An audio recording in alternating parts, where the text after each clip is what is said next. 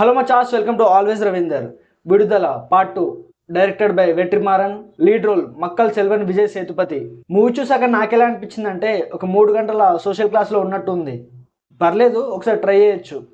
Movie plot విషయానికి వస్తే పిల్లలకు పాటలు చెప్పే మాస్టర్ పెరుమల్ జమీందార్ వ్యవస్థ చేస్తున్న ఆగడాలని అడ్డుకునే క్రమంలో తన నాయకుడిగా ఎలా ఎదిగాడు, మాస్టర్గా ఉన్న తను ఎలాంటి సిచ్యువేషన్స్ వల్ల అలా మారాల్సి వచ్చింది అనేది మిగతా స్టోరీ.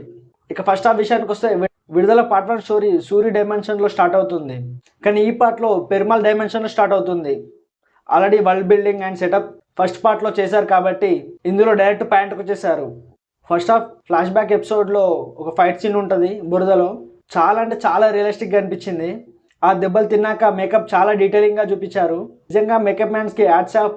మొత్తం అలా జరిగితే ఎలా ఉంటుందో అలానే చూపించారు. అక్కడ నుంచి పెరుమల్ జర్నీ స్టార్ట్ అవుతుంది.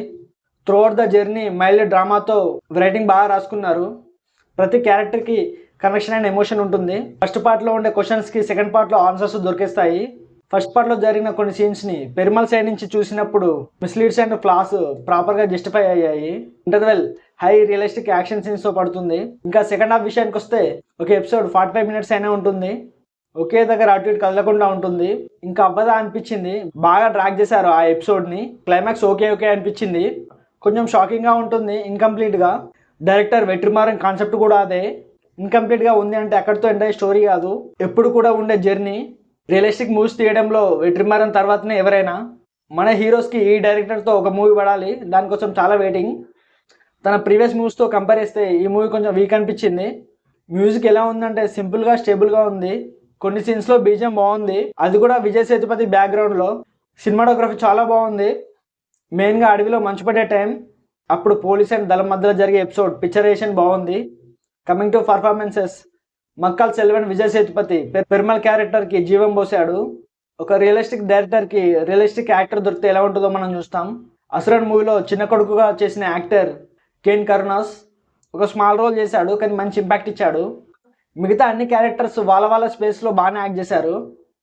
మూవీలో విజయ్ సేతుపతి యాక్టింగ్, స్టోరీ రియలిస్టిక్గా ఉండడం, ఫస్ట్ హాఫ్లో కొన్ని సీన్స్ అండ్ ఇంటర్వెల్ మూవీకి చాలా ప్లస్ అయ్యాయి. స్లో నరేషన్, మూమెంట్ లేకపోవడం, సెకండ్ హాఫ్లో లాంగ్ ఎపిసోడ్ మూవీకి మైనస్ అనే చెప్పాలి. ఓవరాల్గా మూవీ రియలిస్టిక్ మూవీస్ని ఇష్టపడే వారికి ఎక్కువ నచ్చొచ్చు. ఈ మూవీ ఆల్రెడీ చూసిన వాళ్ళు మీకు ఎలా అనిపించిందో కింద కామెంట్ చేయండి, చూడని వాళ్ళు చూసేయండి. ఇంతే మచాస్, విడుదల పార్ట్ 2 రివ్యూ.